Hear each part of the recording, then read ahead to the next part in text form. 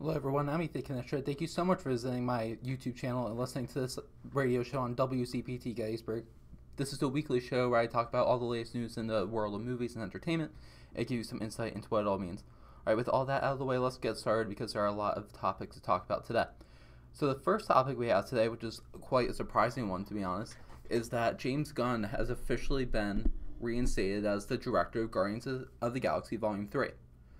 So, for those of you who don't know, this whole thing happened over the summer, I think around July or something like that. And pretty much this whole thing started with someone going online and finding some old tweets that James Gunn tweeted about 10 years ago.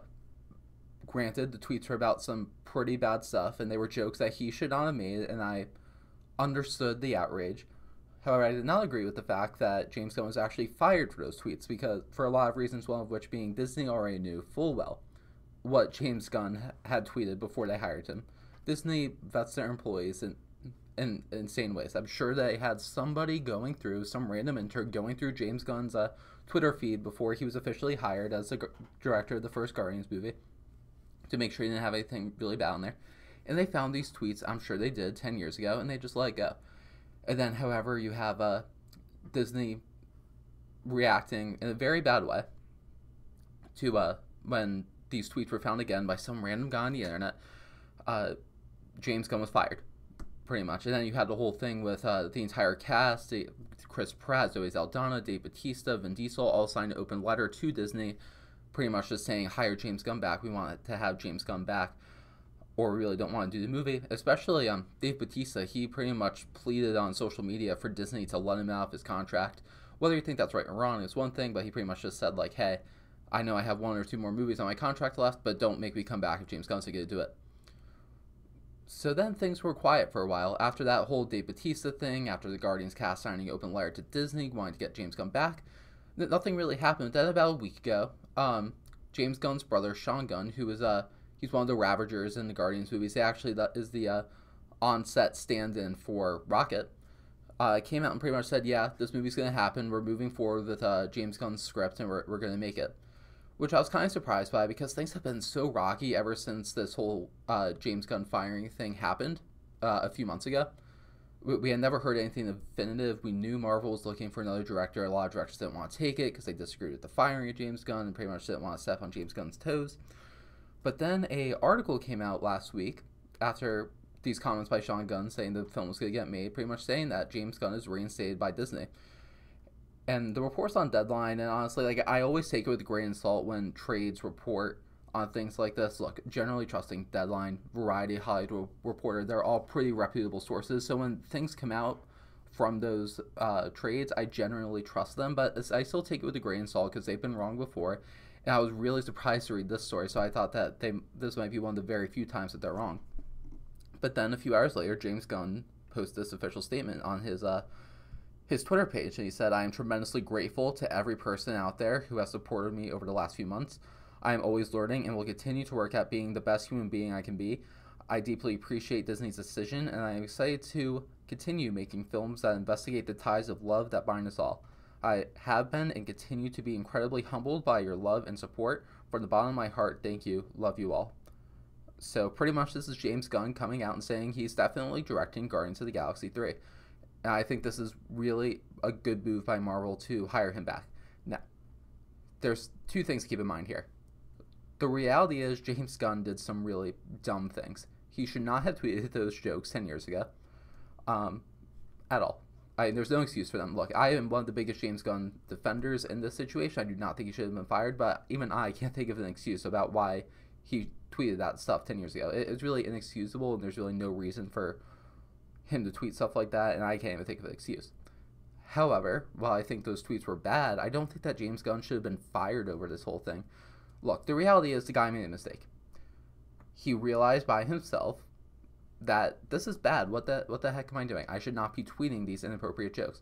He stopped, and he didn't do it ever again. He quickly realized what he did and changed his ways on his own. And then everything is totally fine for 10 years, and then these tweets are suddenly brought back up again, and he's fired. While I do think that James Gunn owes some apologies, maybe to the fan base and to Disney for saying these things, he should not have been fired. James Gunn definitely needed to apologize to Disney, which he did several times. However, I also believe that James Gunn is also in the running to receive some apologies from Disney. Because the reality is that they handled the situation terribly. They had that whole statement coming out saying, we had no idea about these tweets by James Gunn. We're deeply ashamed by this. This does not reflect our family values. Couple of reasons why that's just an insane statement to put out. One of which, you knew the tweets came out. You 100% knew about them. And you have a ton of other actors on your payroll that have done far worse things than go and write some really stupid and idiotic tweets.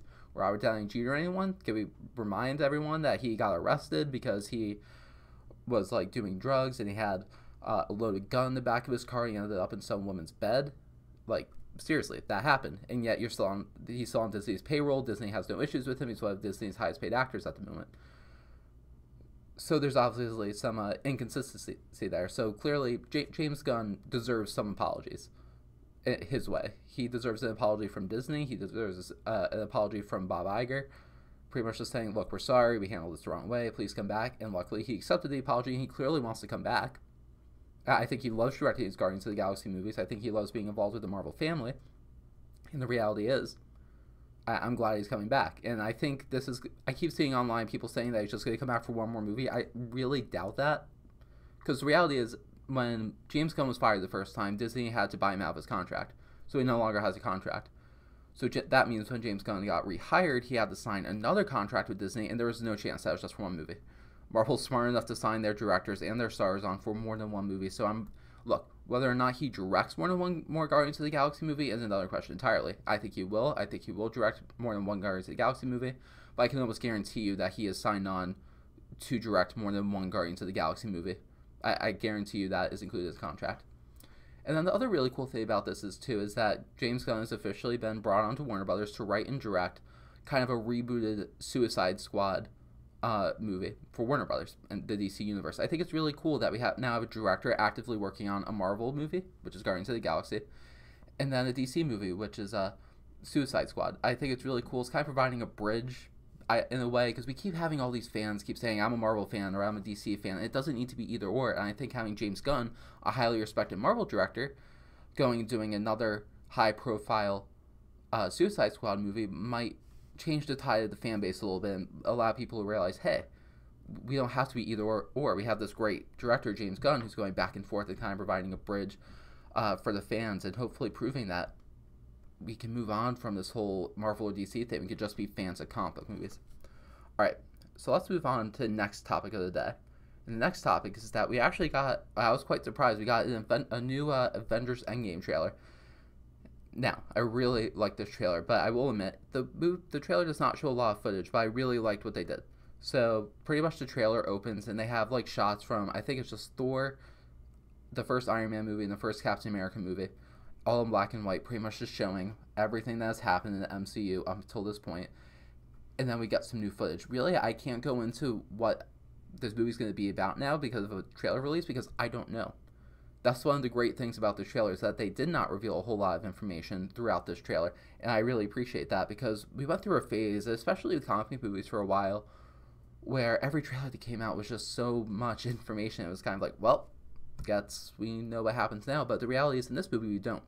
There are a couple of things that I will mention that we figured out in this trailer in a minute, but I just want to say how cool it is that Marvel is taking this whole initiative not to say anything about what this movie is about. We got little hints, a couple of cool shots in the trailer, but pretty much this trailer is all recycled footage, either footage from other movies or footage from the first Avengers Endgame trailer that we got, with a couple of new shots sprinkled in there, and I think that's really cool.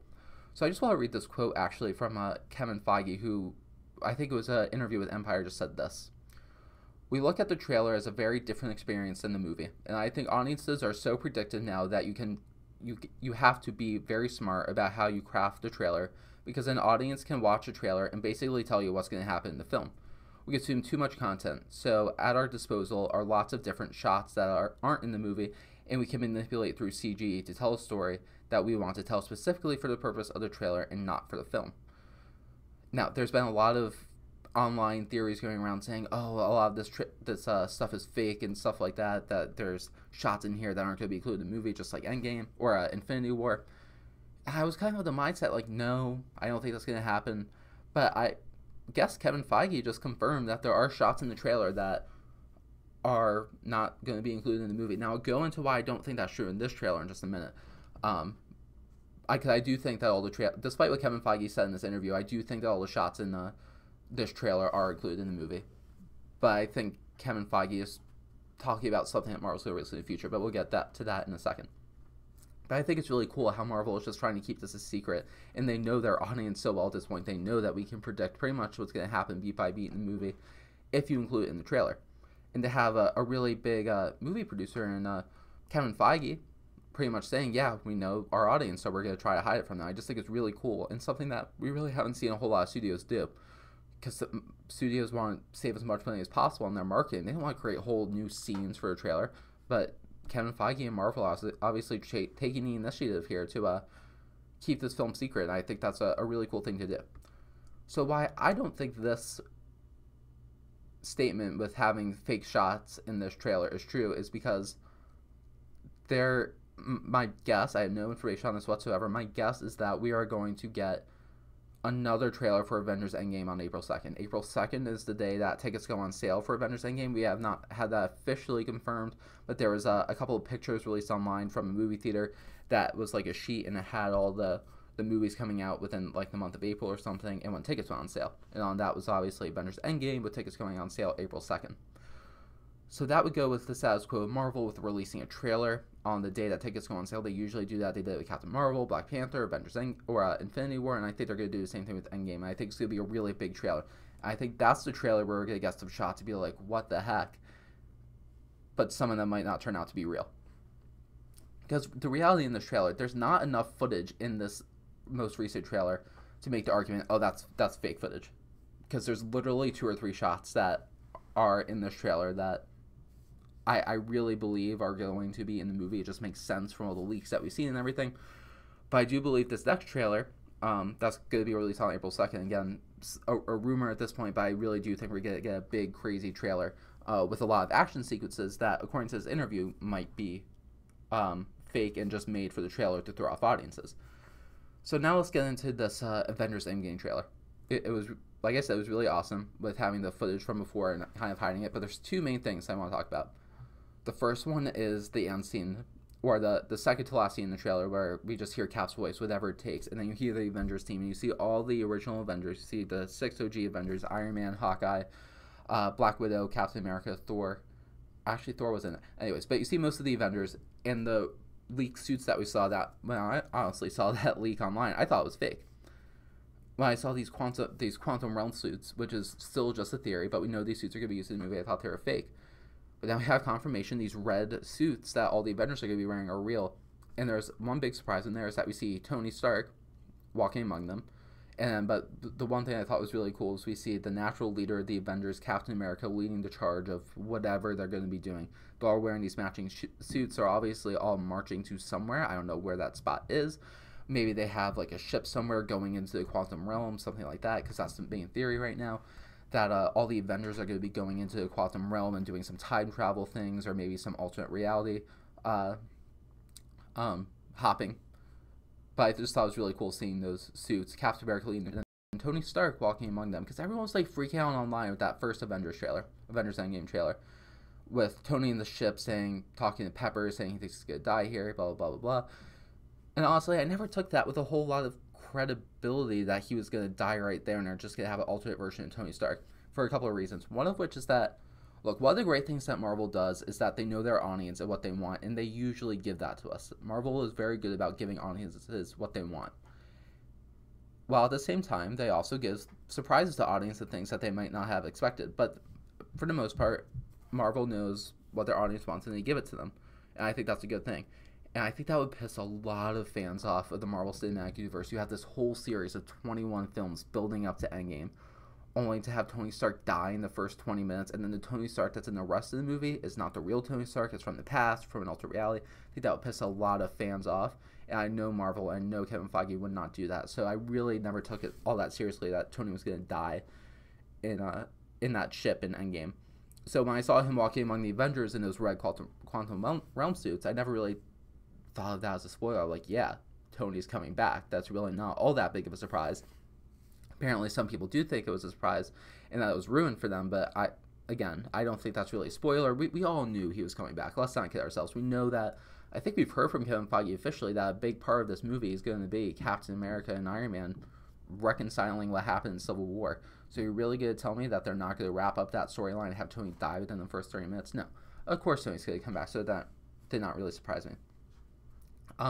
Second big thing in the trailer was the very last shot, and we see Captain Marvel and Thor just having a little chat for a second.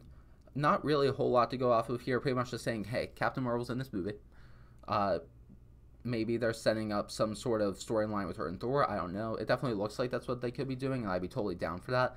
Again, I don't want to say that I'm pushing this like romance between Captain Marvel and Thor, which a lot of people online seem to be doing. Like, we literally saw them on screen together for about 5 seconds. I'm not quite sure where that's all coming from. But I think that they are setting up Captain Marvel and Thor are going to have like maybe a separate storyline, at least for a little bit of the movie. Maybe they go off and try and find Thanos or something. I'm not really entirely sure. But it was just cool seeing them together on screen, seeing Captain Marvel back in present day. Seeing her working together with the Avengers for the first time. I think that's going to be really cool. And then the last big thing I want to mention is that we see Ant-Man. We see a quick shot, or it's not really Ant-Man at that point, but we see Scott Lang. And it looks like he just came out of the quantum realm because, again, if you saw the end credit scene, Ant-Man and the Wasp, we saw Scott go into the quantum realm, but all the people that were helping him to get out, like Hank Pym, Hope, Janet, they all got dusted, and then Scott was stuck in there, and then we see him come out, and it looks like he's been in there for a while, like maybe a couple months. He looks really confused. You see like some missing people posters around. He's just looking really confused. So what my theory is about this is that he just got out of the quantum realm and he has no idea what's going on. Maybe it only felt like a few seconds to him because we've always heard throughout various movies that the quantum realm time works very differently down there. So maybe he really doesn't know how long he's been in there, and he's really surprised to hear he's been in there for a year or a few months, but it just felt like a few minutes to him. But I don't know. We'll just have to wait until the movie comes out to get an official answer on that. What do you guys think about this Avengers Endgame trailer? Do you have any comments, any theories that were brought to light in this trailer that I might have missed? Just leave your thoughts in the comment section below. Alright, so I just want to talk about Captain Marvel quickly. No really breaking news on this, but there's a couple of things I want to mention. So, the opening weekend for Captain Marvel blew past expectations with a $153 million opening weekend. And then second weekend only took about a 50% drop with a $68 million second weekend. And then worldwide, the movie has almost made $807 million. Now, I did not think that Captain Marvel was going to break past 100. I thought it would make around the 100 million mark, maybe 105, maybe 95, but around the $100 million mark. Just because Captain Marvel has not been introduced in any of the other Marvel Cinematic Universe movies. And when you go back and look like at Ant-Man, Doctor Strange, they don't really make that as much money as some characters have been introduced in other movies, like a Spider-Man in Civil War or a Black Panther in Civil War, stuff like that. So I thought it would come around the Doctor Strange Ant-Man numbers. Also, the trailers didn't really appeal to me. I mean, the trailers were good, but they just weren't knock your socks off good, and there were a lot of people online who did not like them. And I thought that was going to take away from the box office, but I guess not, because Captain Marvel, like I just said, made $153 million opening weekends, which I think is just awesome. Then I guess a lot of people liked it because more people went back to the theater on the second weekend and made it $68 million, which is, again, why I potentially thought it could have made on its opening weekend. Then one of the most impressive numbers, I think, is $807 million as of when I'm making this video. So that's where the box office stands today. I think this movie is going to make over $1 billion worldwide at this point. I really do. Just for the reason being, I mean, it did not. It took a significant drop, but that's pretty normal for a big budget movie to take about a 50% drop. And I think that this movie is appealing to people all over the world. And I did not think it was going to make over $800 million worldwide. I thought this movie was going to cap at around $600 or $700 million. Again, going back to Captain Marvel, has not been introduced in any other Marvel Cinematic Universe movies. So I thought it would come around the $600 mark, like an Ant-Man or Doctor Strange. But I think this movie is going to lock for about $1 billion now. I would not be surprised if by next week, when I'm doing the next episode of the Ethan Cannistra Show, that it's at $1 billion. People are going back to the theater. People all over the world, not just the United States, are loving this movie. I think that's just really great, and again, kind of surprising. And this just proves that, like, all the haters online that were like, I hate to use the word haters, but that's kind of what they are. There were people bashing this movie online for weeks before it was coming out, saying Brie Larson hates white men, stuff like that. Brie Larson can't act. Well, she has an Oscar on her mantle, so obviously she can act better than pretty much any of us can. But I just think that it's nice to have this movie do so well when it was just getting bashed by so many people over the last couple of weeks before it was released, and it's just nice to see something like this happen. All right, so let's move on to the next topic of the day, and that is the new poster, which I have right here if you're watching this on YouTube. And the new trailer for Aladdin has officially dropped online. I believe it was last week. The poster, I'll talk about the poster first. Honestly, it's not that great of a poster. I like it, don't get me wrong. It's cool, but it's kind of a standard poster. You got kind of like the floating heads. You have Aladdin in the middle holding the lamp. Will Smith and Jasmine on either side of him. It's cool. It looks good. But it's just not a whole lot of groundbreaking things happening here. It's the floating heads poster that we usually see from high-budget movies. Now let's talk about the trailer, though. I really like the trailer. I think it's really cool. Not the best trailer, and definitely not third trailer quality, because I usually like to think of trailers as, like, I think the first trailer is an announcement trailer. I don't expect it to be great. I expect the second trailer to be better, and I expect the third trailer to be the big thing that you're kind of expecting for the studio to sell this movie on. And honestly, I thought this trailer should have been like one of the second trailers that was released. We finally get some acting, some dialogue from Jasmine and Aladdin. Let me talk about that first. Jasmine, I'm sold. I can't remember. I think her name's Naomi Scott, who's playing Jasmine in Aladdin. I'm sold on her as Jasmine. I think she looks great in this role, and I think she'll be really good. I've seen her in a couple of other things. Don't laugh. I did see her in Power Rangers, and she was honestly pretty good in Power Rangers. So I've seen her a few things, and she's proven herself to me. I trust that she's going to do a good job of Jasmine. The genie.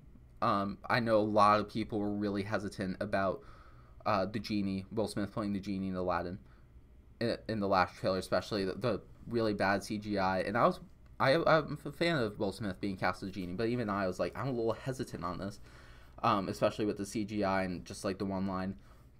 But this trailer does provide a little bit of personality for the genie. And while I still think that the CGI might look not so great in Aladdin, I really like what Will Smith is bringing to the genie. We definitely get some of the genie's personality, and there's a couple of shots in particular with you get a little bit of "You Never Had a Friend Like Me," and it sounded really cool and good coming out of Will Smith's mouth. And then you also have there's a quick shot of the genie like kind of making Aladdin into a puppet, which just looked really cool. He's definitely has his charm and charisma that we expect Will Smith to bring, but he's not copying Robin Williams with that, which I think is really good. That's was one of my main concerns with having Will Smith cast as the genie or having anybody cast as the genie are they going to do a Robin Williams impression? And that's why I was such a big fan of Will Smith being cast as the genie way back when. I think it was like a year or two ago, because I knew he wouldn't copy Robin Williams. Like him or hate him, Will Smith is kind of full of himself at times, and you knew he was not going to do an impersonation of Robin Williams. So I really like what Will Smith is doing. He seems funny. He seems cool. I'm just honestly really excited now to see Will Smith as a genie. Now, Aladdin and Jafar are still my main 2 points of concern for this movie. Look, what we saw in the trailer for Aladdin, with this specific trailer, I didn't think was so great. Look, it was literally about 3 or 4 lines of dialogue. So I'm not going to judge his performance straight off of these 5 lines. I will just say I was sold of Will Smith as a genie in this trailer. I was sold off of Naomi Scott as Jasmine in this trailer. I was not sold. I don't even know what this guy's name is. I'm pretty sure this is like his first feature-length movie. So I'm not sold off yet about this guy playing Aladdin. I just didn't get that sense that this guy was all that good of an actor. And look, the reality is he could still be great as Aladdin. Who knows? Maybe he could win an Oscar or something. I don't know. I just was not sold on him quite yet. And I maybe I'll see the movie and I think he's great. But when I was sold off on the rest of these people in the lead roles, I feel like he didn't hit the mark yet. And Jafar, he just seems off to me. I don't know what it is. I can't really put a finger on it, but I just don't like his casting. He seems like a really rich, pratty kid, and I know that's kind of what he is and kind of what he's supposed to be. But I just don't feel like he's a very threatening character on screen. And again, that could change when I see the movie, but I just don't really know. But also, what I really liked about this trailer was that definitely shows some. I know this is gonna sound kind of dumb, but I really appreciate the Disney magic that this trailer shows. Having Jasmine singing one of the songs as they're on the carpet. I can't remember what the name of the song is. I'm just blanking on that. I thought that was really cool, and getting a little bit more of the story of Aladdin, seeing some more of the genie, like I said before, it just you get a bigger sense of what the story is actually going to be about, and how they're going to translate it into live action. And I really dug it, except for now, Aladdin and Jafar. Just a little iffy on those, but everything else in the trailer I really liked. All right, let's move on to the next topic of the day, and that is we have the first official poster for Once Upon a Time in Hollywood, and an official trailer now. Not a whole lot to talk about with these two posters. The poster and the trailer. I mean, the poster is literally Leonardo DiCaprio and Brad Pitt standing in front of the Hollywood sign in Hollywood. Really, not a whole lot to talk about. Look, does it look cool? Yeah. It fits the vibe of what Quentin Tarantino has said this movie is going to be, with taking place, I think, in the 1960s against the Charles Manson murders.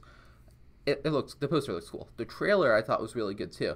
Kind of what you would expect from a Quentin Tarantino trailer. Provided some a background about what this movie's going to be about. And like I said before, with the Aladdin trailer, I expect the first trailer to just kind of set the tone and not be like a knock your socks off trailer, and not be all that great. Just kind of set the tone, introduce it to the movie, be an announcement saying this movie's coming out. And that's definitely what this trailer did. It gave me some insight into what this movie is going to be about. It's going to be set on the backdrop of the Charles Manson murders, but it's also going to be kind of like a deep dive into Hollywood during the 1960s. I'm really excited for it. I love movies like this that kind of go into the behind-the-scenes aspects of Hollywood filmmaking. You're going to get some of that with this. You have Leonardo DiCaprio. I think he's just playing a fictional character, and then Brad Pitt is playing a Leonardo DiCaprio stunt double in the film. Then you got an actor playing Bruce Lee in there, and a couple of other really cool historical film figures popping up in there. I think it's really cool. And it's going into some of the backgrounds of what Hollywood was like during this time. But the twist is it's taking place in the backdrop of the Charles Manson murders.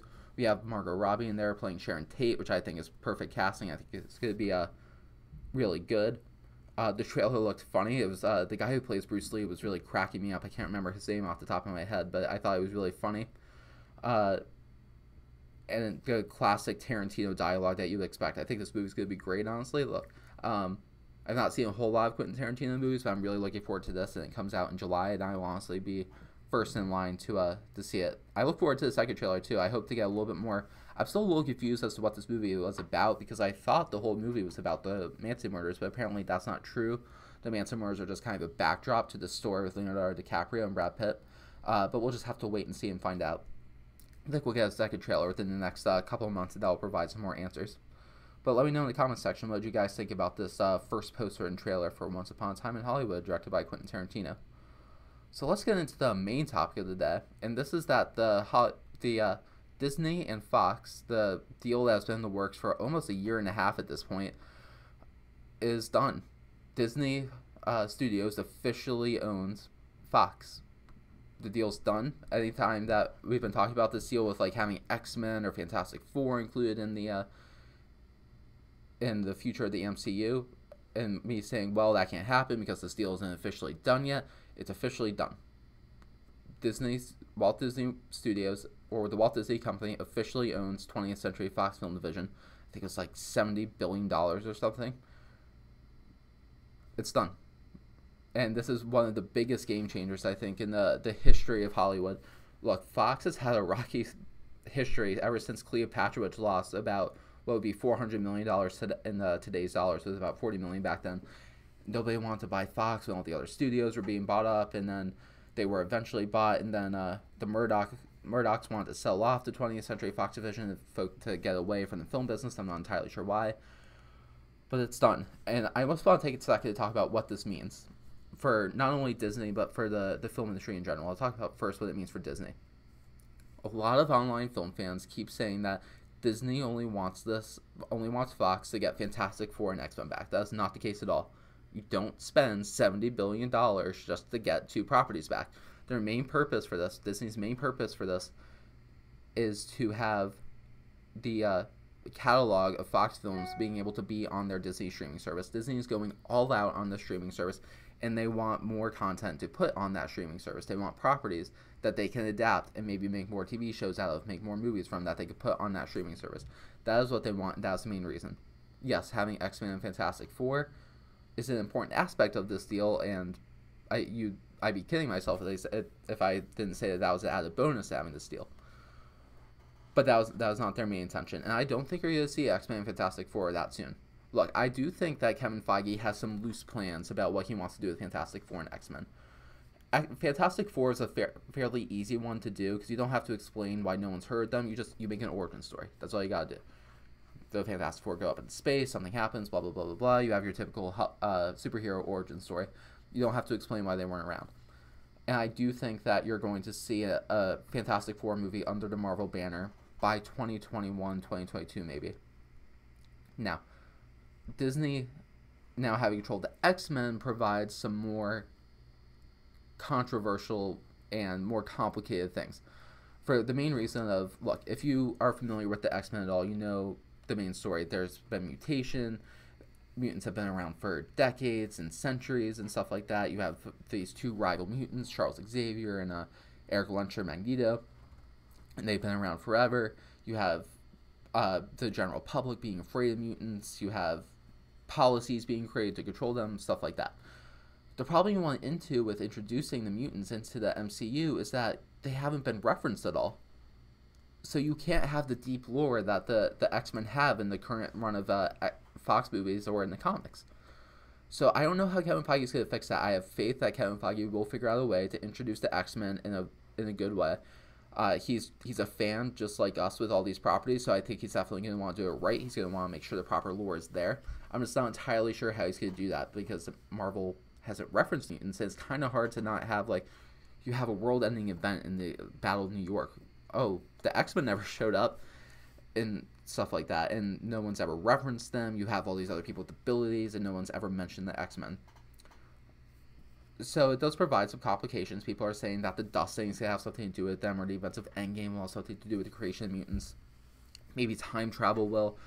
If you retcon certain things, like maybe in this new timeline that's created, mutants will exist in this new timeline. I don't know. But we'll just have to wait and see. It does provide some interesting complications for it. Again, Fantastic Four, easy for Disney to do. You just do a normal Marvel movie. X-Men provides a little bit more difficulties. The Fox studio disappearing and being subsidiary of Disney is also interesting. So I think, and what I've heard is going to happen, Disney is going to keep Fox as its own entity. I mean, they're still going to have complete control over it. They're still going to own the properties. But I think they're going to do kind of like a Lucasfilm and Marvel. They're going to be a subsidiary company. Disney will, of course, have oversight, but they're going to kind of let Fox do their own thing a little bit. They're going to keep letting them produce their own movies. The Fox banner is still going to be there. Fox Searchlight will continue to produce Oscar-winning content. But I think that is about the extent of it. I don't think we're going to see a significant change as I originally thought we were going to. Look, the reality is Fox is owned by Disney now. There's no getting away from that, and Disney is going to have control over Fox in every way. But I think we're still going to get to see Fox being able to maintain a little bit of an independent and be a little bit separate from Disney, because they are a great company. They're one of Hollywood's greatest studios. There's a reason why so many Fox Searchlight movies win Oscars, and Disney definitely wants to continue that. That just makes more money for Disney. So if letting Fox be kind of on its own a little bit can allow Disney to make make more money, I guarantee you they're going to let that happen. But what do you guys think about this whole Disney-Fox merger? I'm not all that thrilled about it, honestly. I would rather have them be bought by Comcast because Disney just owns so much at this point. I would rather see another studio, see what they can do with it. But my mind can be changed. What do you guys think about it? Just let me know in the comment section. So we have another big story involving the Hollywood industry as a whole, and that is that Kevin Tsuchihara, the CEO of Warner Brothers, has officially stepped down. So this all started a couple of weeks ago with an allegation that he was kind of exchanging favors with an actress in order to give that actress roles. The report was he was having an affair, and then if she agreed to do things with him, that he would give her more roles in movies. But then the actress that he was supposedly having an affair with came out and said no, that wasn't the case. It was all kind of put to rest for a bit, but then Kevin Tsuchihara now stepped down as of a couple of days ago from CEO of Warner Brothers. Um, Honestly, I have very mixed feelings about this. I think that Kevin Tsujihara has done a lot of great things for the Warner Brothers company. The whole Harry Potter franchise was started under him. He had The Dark Knight. He's produced a lot of Oscar-nominated movies and stuff like that. Gotten some great franchises off the ground. However, I've not been a huge fan. I think this really shows a lot about Kevin Tsujihara's character. When a couple of months ago, or I guess it was almost a year ago at this point, when Justice League was coming out, and Joss Whedon pretty much went to Kevin Tsujihara and said, "Look, can we push this movie back a few months? I need some more time to work on it.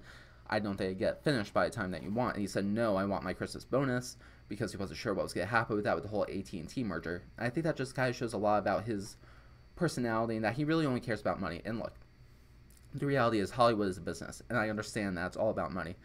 But when you put your Christmas bonus over a film that could potentially make you even more money, I do generally question that.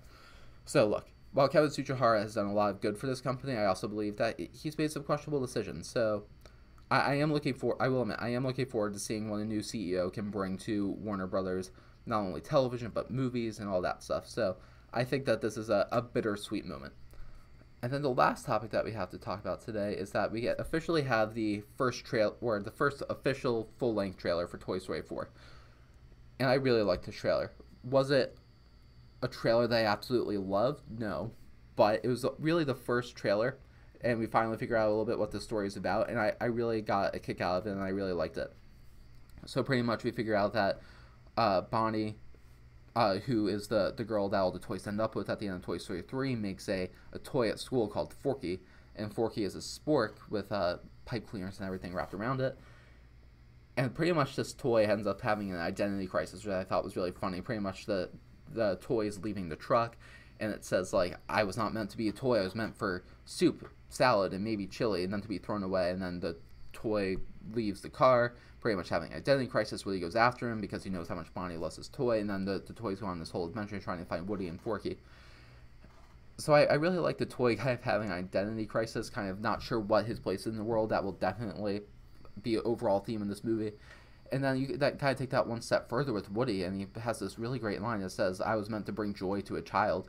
I didn't think it'd ever be this hard." So I think Woody's going to kind of go through an identity crisis too. He's like going to realize, like, Bonnie's going to get older.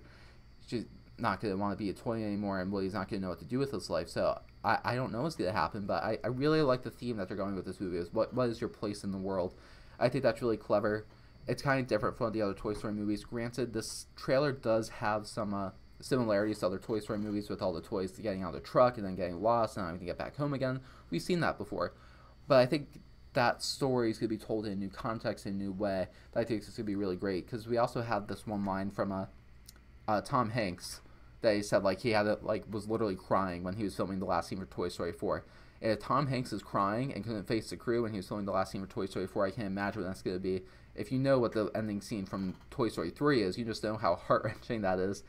And if they could top that, I think we're in for a really special treat of a movie. I can't wait to see this in June. It's only a few months away, and I really can't wait to see it. All right, that's all the topics that we have for today. Let me know in the comment section what you think about these topics. What did you think about the Avengers trailer, the Toy Story 4 trailer, the Disney-Fox merger being officially done? Just let me know in the comment section. If you're watching this video on YouTube for the first time, please subscribe to my YouTube channel. If you're listening to this on WCPT Gettysburg, please subscribe to my YouTube channel, Ethan Cannistra, Ethan C-A-N-N-I-S-T-R-A. And until next time.